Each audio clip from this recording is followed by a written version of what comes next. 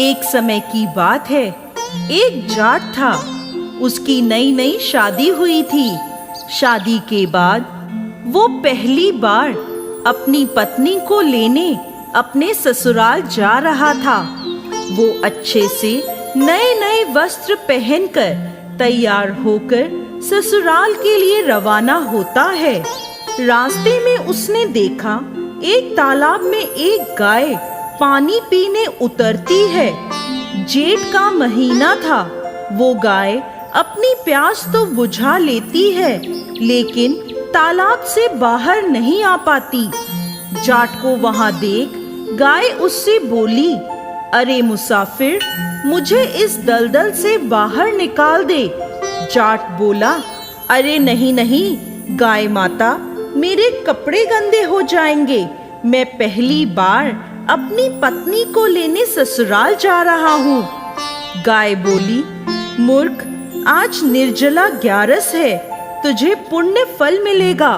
मैं तुझे वरदान दूंगी, तेरी 7 पीढ़ियां तर जाएंगी।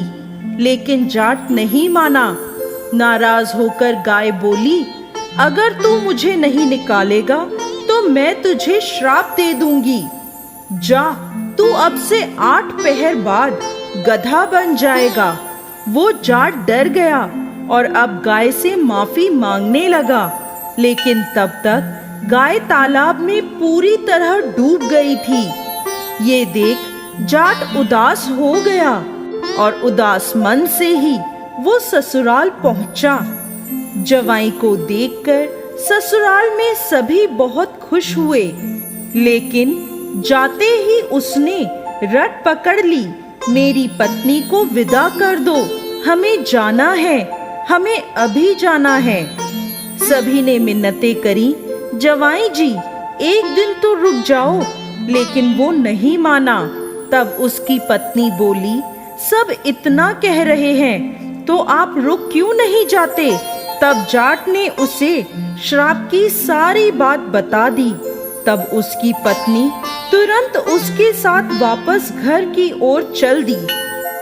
8 पहर के बाद जाट गधा बन जाता है। उसकी पत्नी उसे घर में लेकर बैठी रही। इस तरह कई दिन बीत गए। जब घर में अन्न धन कुछ भी नहीं बचा, तो वो अपनी पत्नी से बोला, तुम मुझे लेकर मजदूरी करने चलो। तब वो दोनों नगर के राजा के यहाँ मजदूरी करने पहुँचे। राजा के कुएं की खुदाई का काम चल रहा था। उसकी पत्नी अपने सर पर मिट्टी रखकर मिट्टी फेंकने जाती। सभी मजदूर उसे देखकर बोले, अरे बहन, जब तेरे पास गधा है तो इस पर बोझ रखकर क्यों नहीं ढोती? क्यों बोझ उठाती हो? पर वो कुछ नहीं बोली। दूर से राजा भी ये सब देख रहा था। एक दिन राजा ने उससे पूछा, तुम्हारे पास गधा है तो तुम क्यों बोझ उठाती हो? तब वह बोली, महाराज, ये गधा नहीं है, मेरे पति हैं। इन्हें गाय का श्राप लगा है।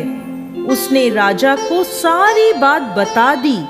राजा ने पंडित को बुलवाकर इसका हल पूछा। तब वह बोला, राजा जी, इसका एक ही हल है। जिस व्यक्ति ने अपने जीवन काल में 101 ग्यारस करी हो और उसका फल वो इस गधे को दे दे, तो ये मानव बन सकता है। राजा ने पूरी नगरी में ऐलान करवा दिया कि जिसने भी 101 ग्यारस करी हैं, अगर वो अपनी ग्यारस का फल दे देता है तो राजा उसे अपना आधा राज्य दे देंगे। लेकिन पूरी नगरी में कोई भी ऐसा नहीं था जिसने 101 ग्यारस करी हो। किसी ने 10, किसी ने 11, तो किसी ने 21 ग्यारस करी थी। तब एक बुढ़िया आई और बोली, राजा जी, मैंने पूरी 101 ग्यारस करी है। राजा बोला, तुम अपनी ग्यारस इस गधे को दे दो तो मैं तुम्हें मुंह मांगा वरदान दूंगा। बुढ़िया बोली, महाराज, मैं धन लेकर क्या करूंगी? मैं आज हूँ, कल नहीं, मैं इसे 100 ग्यारस दे दूंगी, लेकिन एक निर्जला एकादशी को मैं अपने पास रखूंगी। इस एक निर्जला एकादशी के फल से मुझे मोक्ष की प्राप्ति होगी, मुझे श्री हरि विष्णु की प्राप्ति होगी। ऐसा कहकर उस बुढ़िया ने अपनी 100 ग्यारस का फल उस गधे को दे दिया और वो वापस इंसान बन गया। लेकिन 1 ग्यारस की कमी से उसका पूरा शरीर इंसान का हो गया, लेकिन गधे की पूंछ उसके शरीर से नहीं हटी।